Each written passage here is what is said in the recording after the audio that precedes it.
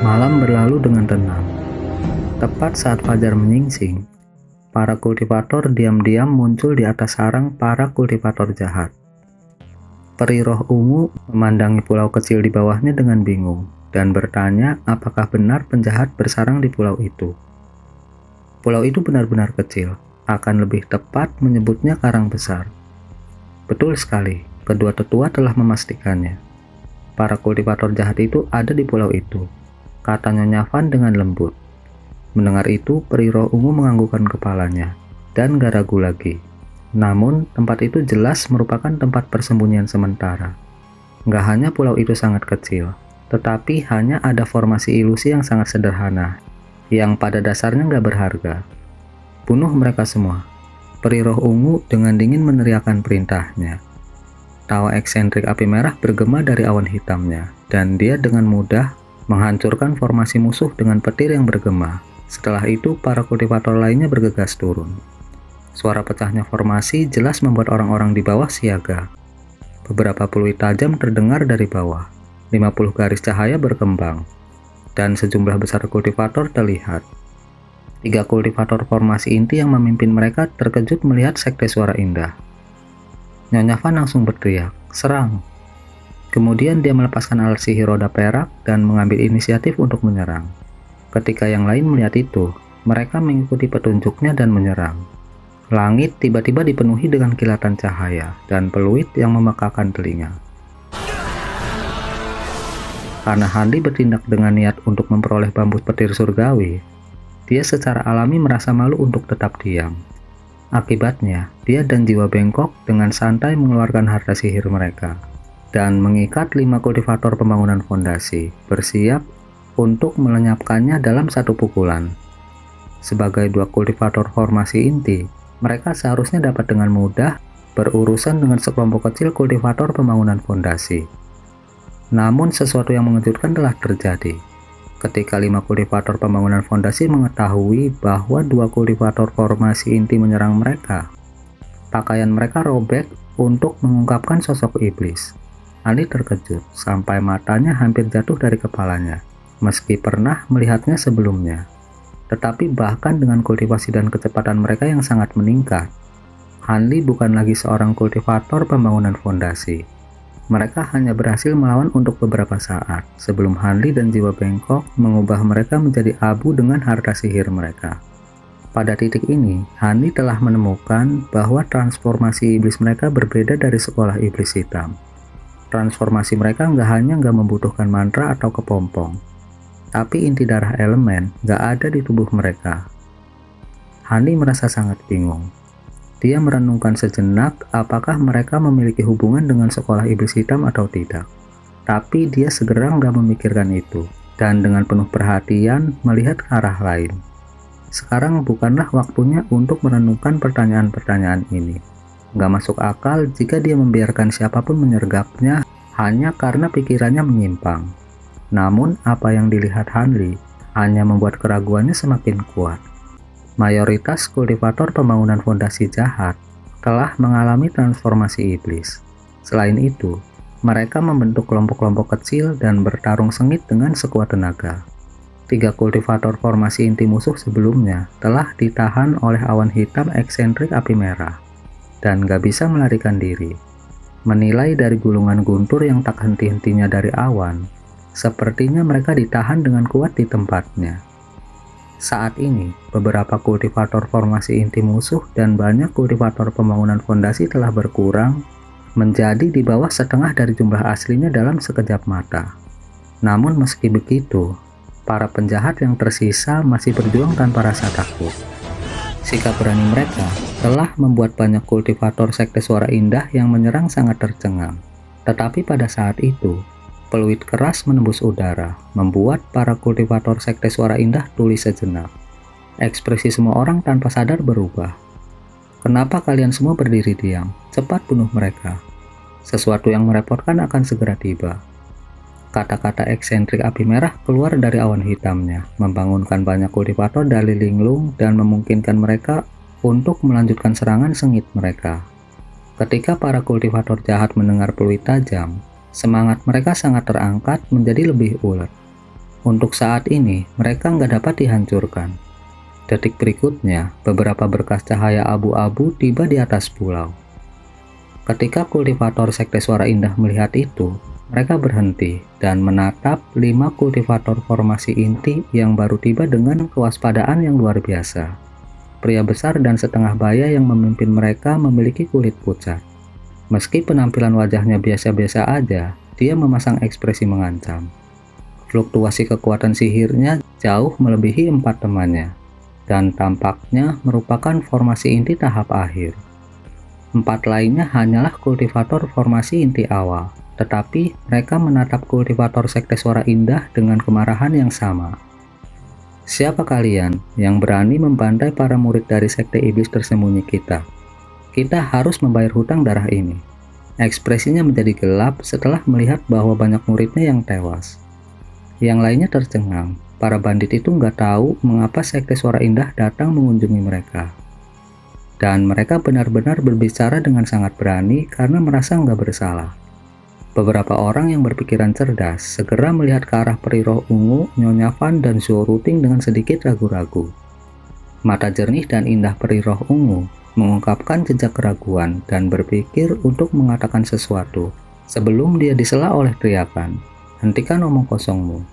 Anda telah melakukan kejahatan yang gak dapat dibayar kembali, bahkan dengan kematian." Tetua Zhao yang berada di dekat Nyonya Van tiba-tiba terbang keluar dari kerumunan dan melambaikan tangannya, melepaskan seberkas cahaya api sepanjang 3 meter ke arah musuh. Kultivator paruh baya dengan marah meringis dan melepaskan ki iblis abu-abu dengan ledakan.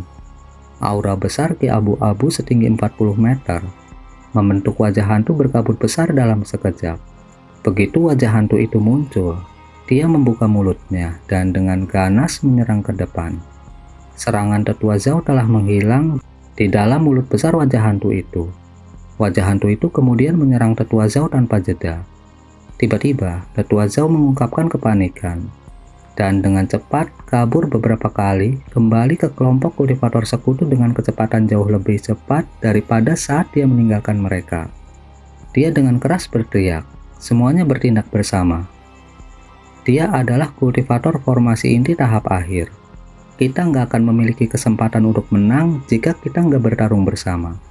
Kata-kata yang jelas menghasut ini menyebabkan 2 kultivator formasi inti dan sebagian dari kultivator pembangunan fondasi segera melepaskan alat sihir mereka untuk menyerang wajah hantu. Namun mayoritas dari mereka memandang dengan ragu-ragu. Adegan itu tampak agak berantakan. Setelah melihat itu, wajah Handi sedikit berkedut, dan dia perlahan menyelinap ke belakang kerumunan bersama dengan jiwa bengkok. Situasinya tampak mengecewakan. Meski nggak tahu apa yang terjadi, Handi berpikir untuk segera menjauhkan diri dari bahaya yang akan datang. Jangan bertindak, ada yang aneh tentang itu. Peri roh ungu melihat ada sesuatu yang salah dan dengan dingin memarahi murid-murid Sekte Suara Indah. Namun para kultivator Sekte Suara Indah yang menyerang tampaknya telah mengabaikannya dan melanjutkan serangan terfokus mereka pada wajah hantu. Ketika Hani melihat itu, ekspresinya sedikit bergeser dan hatinya terasa berat. Kultivator paruh baya musuh nggak bodoh dan juga melihat ada sesuatu yang aneh. Setelah sedikit terkejut, dia dengan tegas melambaikan tangannya ke arah kepala hantu, menyebabkannya mengeluarkan desisan aneh. Dia kemudian membuka mulutnya dan memuntahkan bola cahaya pucat yang tak terhitung jumlahnya. Alat sihir dan harta sihir yang mereka pukul tiba-tiba bergoyang dengan ketidakstabilan. Dia memanfaatkan kesempatan itu untuk membuat kepala hantu terbang kembali ke arahnya. Para kultivator yang menyerang tercengang dan gak berani berpisah dari kelompok untuk melanjutkan serangan mereka. Bisakah seseorang memberitahuku apa yang sedang terjadi? Memanfaatkan kesempatan itu, peri roh ungu terbang keluar dari kelompok dan dengan dingin bertanya saat dia berdiri di antara kedua sisi. Apa yang sedang terjadi? Anda membunuh murid sekte saya tanpa sebab, dan Anda malah bertanya kepada saya. Pria parubaya dengan dingin berkata, matanya telah berubah menjadi warna hijau tua yang aneh. Wanita berpakaian ungu tanpa emosi bertemu dengan tatapannya saat dia perlahan bertanya, apakah kamu orang-orang yang merampok sekte Suara Indah kami dan membunuh ketua sekte kami? Pria parubaya itu menjawab dengan nada marah. Tidak masuk akal, sekolah iblis tersembunyi kami selalu memiliki sedikit urusan dengan orang luar. Mengapa kami melakukan hal yang begitu merendahkan? Ketika wanita berpakaian ungu mendengar itu, dia terdiam dan matanya menjadi sedingin es. Ketika yang lain mendengar itu, mereka sepertinya menyadari sesuatu dan ekspresi mereka menjadi aneh. Nyonya Van tiba-tiba muncul dari grup dan perlahan menyatakan, "Sepertinya kita telah jatuh ke dalam perangkap seseorang." Apakah kamu yang jatuh ke dalam jebakan atau apakah itu kami?" Pria parubaya berbicara dengan ekspresi kesal. Murid-murid yang telah dia asuh selama bertahun-tahun, semuanya telah mati dalam sehari. Mustahil baginya untuk gak merasakan kebencian yang membara terhadap mereka. Jika bukan karena fakta bahwa Sekte Suara Indah memiliki terlalu banyak kultivator formasi inti dan merasa gak pasti akan bisa mengalahkan kultivator aneh di dalam awan hitam, dia akan menggunakan seluruh kekuatannya untuk membunuh mereka. Meskipun dia tahu kalau mereka juga telah dijebak oleh orang lain. Saat tatapan peri roh ungu menjadi benar-benar tanpa emosi, Nyonya Van menunggu dari samping dengan senyum pahit. "Tetua Zhao, Tetua Fu, bagaimana kalau Anda memberi kami penjelasan?" Peri roh ungu perlahan berbalik dan memfokuskan perhatiannya pada dua orang di dalam grup. Mengikuti kata-kata dingin peri roh ungu, para kultivator lain memusatkan pandangan mereka ke tempat Tetua Zhao dan seorang sarjana setengah baya yang berdiri tanpa ekspresi. Sarjana setengah baya adalah tetua lain dari Sekte Suara Indah yang biasanya menemani Zhou Ruting di sisinya. Ketika itu terjadi, Nyonya Van dan Zhou Ruting memikirkan sesuatu, dan ekspresi mereka menjadi sangat tidak sedap dipandang. Kulit Nyonya Van lebih buruk dari keduanya, dan dia tampak bingung sekaligus jengkel. "Siapa yang diam-diam memata-matai di sana?" Eksentrik api merah tiba-tiba berteriak dengan marah. Dia kemudian melepaskan serangkaian petir yang berapi-api dari awannya, yang menyerang ke daerah terdekat, seolah-olah mereka adalah ular hidup. Area yang awalnya sepi, tiba-tiba menjadi gelap, dan sejumlah besar ki hitam meledak, benar-benar memakan petir yang berapi-api. Seorang pemuda pendek kemudian muncul setelahnya. Wu Chou. Handi yang diam-diam mundur ke belakang kelompok dalam hati meneriakkan nama itu saat melihat pemuda itu. Pada saat itu, banyak kultivator lain mengenali pemuda tersebut dan juga berteriak ketakutan. Anggota dari Sekte Iblis tersembunyi menatap tajam ke arah Wu Chou dengan waspada. Namun, ketika pria parubaya pemimpin Sekte Iblis tersembunyi melihat Wu Chou, dia memasang ekspresi aneh dan menunjukkan sedikit ketakutan. "Hehe, seperti yang diharapkan dari eksentrik api merah yang terkenal. Anda mampu melihat melalui teknik penyembunyian rahasia tuan muda ini." Wu Chou menyapu pandangannya melewati para kultivator lain tanpa peduli dan mengarahkan pandangannya ke awan hitam.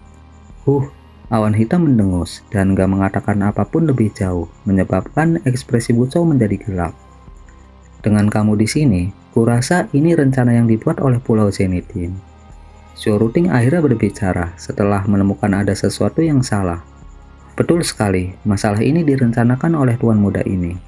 Barang berharga dari Sekte Suara Indah Anda dijarah oleh anak buah sekte saya. Dan kedua tetua Anda berada di bawah perintah saya untuk mengalihkan kesalahan ke Sekte Iblis tersembunyi. Itu benar-benar di luar dugaan." Wu Chou dengan terus terang mengakui semuanya dengan mencibir. Selain itu, matanya bergerak ke sekitar tubuh peri roh ungu dengan jijik. Peri roh ungu hanya menatap tanpa emosi ke Wu Chou dalam diam.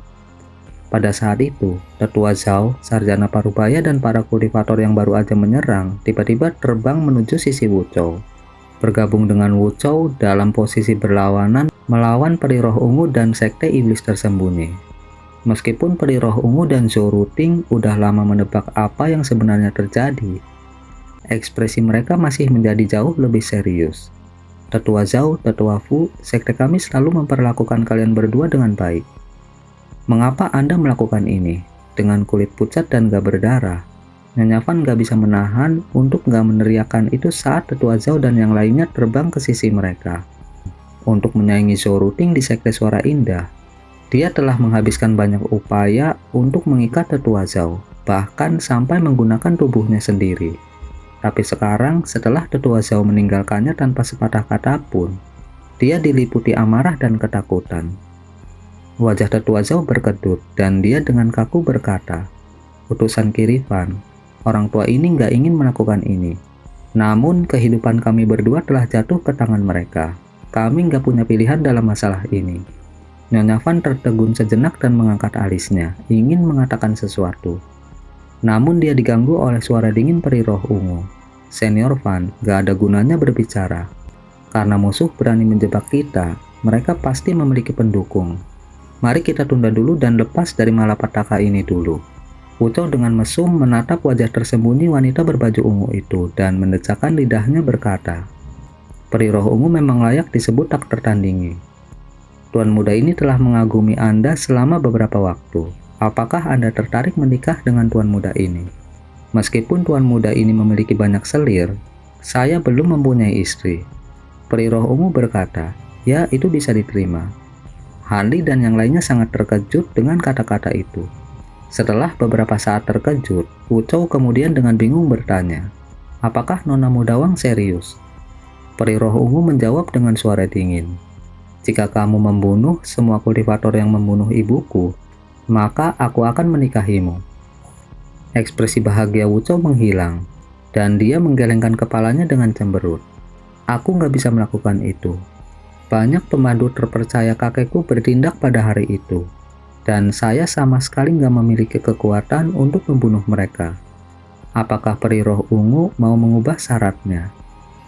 Peri roh ungu kemudian dengan dingin tertawa dan membisikkan sesuatu kepada Nyonya Van di sampingnya mengabaikan Wu Chou. Wajah Wu Chou yang sangat jelek bersinar dengan kekejaman, tetapi setelah beberapa pemikiran, dia menekan amarahnya dan mengalihkan pandangannya ke salah satu kultivator dari sekte iblis tersembunyi. "Paman bela diri Sun, aku nggak berharap untuk melihatmu setelah bertahun-tahun. Saya memberikan ucapan selamat yang tulus karena telah mempunyai begitu banyak murid." Kata-kata Wu Chou sangat mengejutkan yang lainnya. Han Li merasakan jantungnya berdebar dan merasa sangat tidak nyaman. Dia menyebarkan perasaan spiritualnya ke sekeliling, tetapi nggak menemukan penyergapan. Dia saat ini ragu-ragu, nggak tahu apakah dia harus melarikan diri atau tinggal untuk melihat bagaimana situasi berkembang. Bagaimanapun, dia masih nggak tahu apakah masalah bambu petir surgawi itu hilang atau tidak. Pada saat itu, pria parubaya dengan dingin mendengus dan menjawab dengan ekspresi yang terus berubah. "Saya baik-baik saja. Saya benar-benar nggak berharap ditemukan oleh orang-orang Anda setelah membawa murid-murid saya keluar untuk berolahraga. Sepertinya ada yang salah." Wu Chou menatap pria parubaya dengan sedikit keserakahan yang tak terpuaskan dan berkata, "Hehe, Paman Sun cukup lucu. Siapa yang akan pergi ke lautan kabut surgawi selama beberapa puluh tahun dan keluar hanya untuk berolahraga? Paman bela diri Sun kemungkinan besar keluar karena masalah balai surgawi. Banyak paman bela diri yang membawa peta surgawi hancur. Mungkin paman bela diri yang membawanya. 300 tahun kemunculan balai surgawi sudah dekat. Namun, jika paman bela diri mengambil inisiatif untuk menyerahkannya kepada keponakan bela diri, maka saya akan memohon kepada kakek saya untuk mengampuni hidup Anda." Mendengar kata-kata yang memaksa itu, pria parubaya terdiam sesaat sebelum dengan dingin menjawab, "Saya pernah menjadi muridnya. Bagaimana mungkin saya nggak mengetahui metode setan tua Zenitin? Jika kami memberi Anda peta, selanjutnya dia akan dengan sadis bergerak untuk membantai kami." Wu Chou bertanya dengan cemberut. "Selanjutnya?" Pria parubaya itu nggak menjawab dan berkata dengan muram, "Apakah Anda benar-benar berpikir bahwa Anda sendirian bisa membasmi kami? Setan tua, Anda nggak perlu lagi bersembunyi. Cepat tunjukkan dirimu."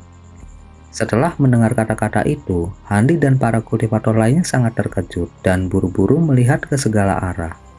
Mungkinkah Zenitin ada di sini? Namun keadaan sekeliling mereka masih tenang dan gak ada hal aneh yang terjadi. Kerumunan kultivator kemudian memandang pria parubaya dan Wu Chou dengan bingung. "Apa yang kamu coba lakukan? Bagaimana saya tidak cukup?" Wu Chou mulai berbicara setelah dia pulih dari keheranannya. Tapi di tengah jalan, ekspresinya menjadi lamban dan ekspresinya menunjukkan jejak keanehan. Setelah menatap pria parubaya itu sejenak, dia tertawa aneh dan berkata, tidak buruk sama sekali. Tidak heran mengapa Anda adalah murid yang paling saya hormati selama waktu itu. Anda benar-benar bisa melihat identitas lelaki tua ini. Setelah itu dikatakan, wajah Wu Chou mulai berubah samar. Sesaat kemudian, dia menjadi lelaki tua kurus dan jelek dengan mata menyipit, membuat semua orang takjub. Setelah itu, Han Li dan yang lainnya merasakan hawa dingin di punggung mereka. Teknik kepemilikan lebih besar. Sekarang saya tahu mengapa Anda mempercayakan urusan penting seperti itu kepada seorang junior. Anda datang secara pribadi, meskipun gak berada di tubuh Anda sendiri. Pria parubaya dengan gugup menatap pria tua itu. Murid yang terkasih, apakah kamu masih berani bertindak melawan gurumu? Tanpa menggerakkan bibirnya, lelaki tua yang baru muncul itu berbicara dengan suara tajam yang keluar dari perutnya. Karena suara itu menyebabkan telinga bagian dalam kultivator terasa sakit, mereka tanpa sadar mundur. Murid, tahun itu Anda berpikir untuk membunuh kami semua tanpa memberi kami kesempatan untuk menjelaskan. Anda membunuh banyak dari kami dan bahkan memurnikan jiwa yang telah Anda bunuh. Apakah Anda pernah menganggap kami sebagai murid? Atau apakah Anda hanya melihat kami sebagai budak? Selain itu, Anda hanya menggunakan teknik penguasaan bola. Paling-paling, Anda hanya dapat memanfaatkan sepertiga dari kultivasi Anda. Aku nggak perlu takut padamu. Kata-kata pria parubaya itu mencemooh. Dia kemudian melambaikan tangannya, menyebabkan kepala hantunya membengkak dan tampak lebih menyeramkan dan menakutkan. Semua kultivator yang hadir terguncang oleh situasi aneh itu, dan ekspresi mereka semua berubah. Orang tua itu nggak menjadi marah, sebaliknya dia dengan santai berkata, "Itu benar, seandainya 100 tahun yang lalu, akan sangat sulit untuk menangkap Anda hidup-hidup dengan sepertiga dari kultivasi saya. Tapi sekarang," dia kemudian mengungkapkan seringai mengejek. Roh di mata pria parubaya itu meredup, dan dia mengungkapkan ekspresi nggak percaya. "Mungkinkah kamu memperbaiki seni iblis?" Suaranya terdengar sedikit ketakutan. "Anda menebak dengan cukup baik. Jika Anda dengan patuh menyerahkan diri, saya akan memberi Anda metode untuk bertahan hidup. Kalau tidak, ya kamu sudah tahu bukan?" Sementara lelaki tua itu mengatakan itu, dia mengangkat tangannya dan dengan ledakan, bola api hitam seperti tinta muncul di telapak tangannya. "Mayat api surgawi, Anda akhirnya menyempurnakannya." Wajah pria parubaya itu menjadi sangat pucat dan suaranya menjadi serak karena teror. Zenithine mencibir, dan tiba-tiba berbalik ke arah sekte suara indah dan dengan bangga berkata, "Suasana hatiku cukup baik hari ini. Jadi saya akan memberi Anda cara untuk bertahan hidup. Anda hanya perlu bersumpah setia kepada Pulau Zenithine, dan Anda dapat terus hidup bebas. Namun Anda semua harus mengikuti perintah saya dengan patuh, atau jiwa Anda akan terpencar. Saya akan meminta Anda semua menyegel sepertiga dari jiwa primitif Anda ke dalam medali pembatasan jiwa ini sebelum Anda pergi." Dengan mengatakan itu, dia mengeluarkan banyak medali kayu hitam pekat dan dengan dingin memelototi kelompok itu. Ketika para kultivator lain mendengar itu, mereka saling memandang dengan cemas. Semua orang berdiri di tempat, nggak mengambil inisiatif untuk mengambil medali atau mengeluarkan kata-kata penolakan yang berani. Mereka hanya menatapnya dalam keheningan total. Selain Han Li dan jiwa bengkok, ada 3 kultivator formasi inti lainnya di sisi sekte suara indah. Eksentrik api merah, kultivator Meng, dan pria dengan hidung bengkok yang diundang oleh Zhou Ruting. Adapun yang lainnya, termasuk peri roh ungu dan Nyonya Van, mereka terdiri dari 7 kultivator pembangunan fondasi tahap akhir. Adapun eksentrik api merah yang tetap tersembunyi di awan hitamnya, dia telah diam-diam melepaskan 3 kultivator iblis tersembunyi dan tetap diam. Ekspresi Zenithine menjadi gelap dan dia berkata dengan menyeramkan, "Sepertinya kamu ingin tubuh dan jiwamu dimusnahkan. Baik, aku akan memenuhi keinginan Anda." Begitu itu dikatakan, kultivator dengan hidung bengkok di belakang Zhou Ruting tiba-tiba terbang dalam seberkas cahaya kuning. Di bawah tatapan marah Zhou Ruting, dia terbang 100 meter jauhnya dalam sekejap mata. Dan dengan dingin mendengus, karena saya nggak memiliki keinginan untuk melawan Tuan Besar atau untuk dikendalikan, saya akan pergi." Setelah itu dikatakan, garis kuning itu terbang 100 meter lebih jauh dengan kecepatan yang mengesankan. Ketika Zenithia melihat itu, matanya melepaskan kilatan yang gak menyenangkan. Dia dengan ringan melambaikan tangan yang berisi bola api hitam ke arah garis kuning, menyebabkan bola api hitam itu berkedip beberapa kali dan berubah menjadi garis hitam tipis yang dengan cepat menghilang tanpa bekas. Yang lain bingung, tetapi ketika Hanli melihat itu, ekspresinya menegang. Sesaat kemudian, jeritan yang menyedihkan datang dari garis kuning, dan dengan dentang, garis kuning itu berubah menjadi bola api iblis hitam. Nyala api segera memudar untuk mengungkapkan harta karun sihir pisau lempar hitam pekat. Hanli menghirup udara dingin, api hitam itu terlalu cepat untuk dihindari. Dia merenung, apakah dia bisa menghindari serangan itu atau tidak. Mengingat, dia memiliki jarak dan pikiran yang terkonsentrasi. Tetapi bahkan pada jarak 1 kilometer, dia nggak akan memiliki cara untuk menghindarinya. Selain itu, intensitas api hitam itu mutlak, dan seluruhnya lebih unggul dari api iblis biru yang sebelumnya dia lihat. Itu bukanlah sesuatu yang bisa diblok oleh harta sihir biasa. Mengetahui bahwa hidupnya akan segera berakhir hanya karena kemauan ahli itu, mulut Hanli menjadi kering dan jantungnya berdebar kencang. Butuh sebagian besar kendali diri untuk mencegahnya kabur saat itu juga. Dia jelas mengerti bahwa jika dia bertindak membabi buta, dia hanya akan mati sia-sia. Namun, memberi musuh sepertiga dari jiwa primalnya adalah harga yang gak mampu Hanli bayar. Itu akan sama dengan menyerahkan nyawanya. Jika mendali pembatasan jiwa dihancurkan, kultivator yang terpengaruh akan menjadi idiot dan menjalani sisa hidup mereka dengan pikiran bayi. Lebih buruk lagi, mereka akan menjadi gila dan binasa. Selain itu, teknik pembatasan jiwa primal yang ganas ini adalah sesuatu yang hanya bisa dilakukan oleh kultivator jiwa baru lahir.